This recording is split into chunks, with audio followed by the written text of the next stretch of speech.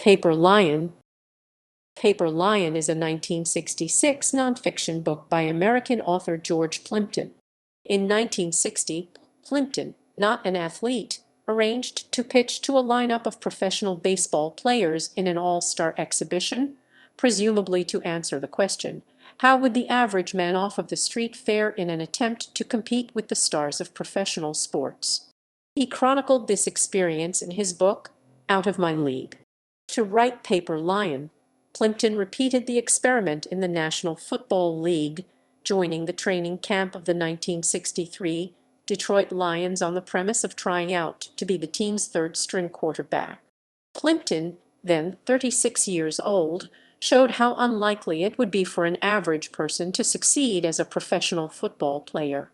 The book is an expanded version of Plimpton's two-part series which appeared in back-to-back issues of Sports Illustrated in September 1964. The book's epilogue is also an expanded article from Sports Illustrated which appeared 1 year later. Plimpton had contacted several teams about his idea, including his hometown New York Giants and New York Titans, an American Football League team that would change their name to the New York Jets and Baltimore Colts. The Lions finally agreed to host Plimpton in their training camp. The coaches were aware of the deception, but the players were not until it became apparent that Plimpton did not know how to receive the snap from center. Despite his struggles, Plimpton convinced head coach George Wilson to let him take the first 5 snaps of the annual intra-squads. Plimpton managed to lose yardage on each play. Feeling confident he could do better, Plimpton hung around training camp 1 more week as the team prepared for its first preseason game against the Cleveland Browns, being sure if the Lions had a big enough lead near the end of the game, Wilson would let him play. However, team officials informed Plimpton at halftime that NFL Commissioner Pete Rozelle would not allow him to play under any circumstance. The next day, Plimpton packed up and ended his experiment. Before he left, however, the Lions awarded him a gold football that was engraved to the best rookie football player in Detroit Lions history. The book is memorable as one of the first to showcase the personalities of the players and coaches and what happens off the field.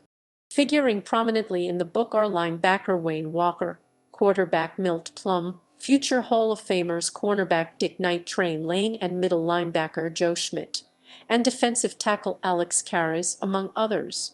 However, Karras' inclusion is exclusively through the stories about him told by teammates, coaches, and other team personnel. Karras missed the 1963 season, serving a suspension for gambling on football games.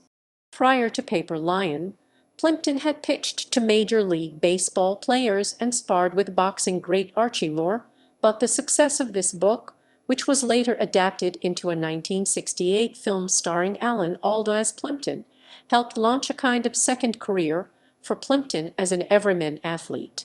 Plimpton followed Paper Lion with books about golf and ice hockey, as well as 2 more football books. In an interview with Tom Bean and Luke Poling, the filmmakers of the documentary Plimpton, starring George Plimpton as himself, Joe Schmidt talked about how the team reacted to Plimpton's presence.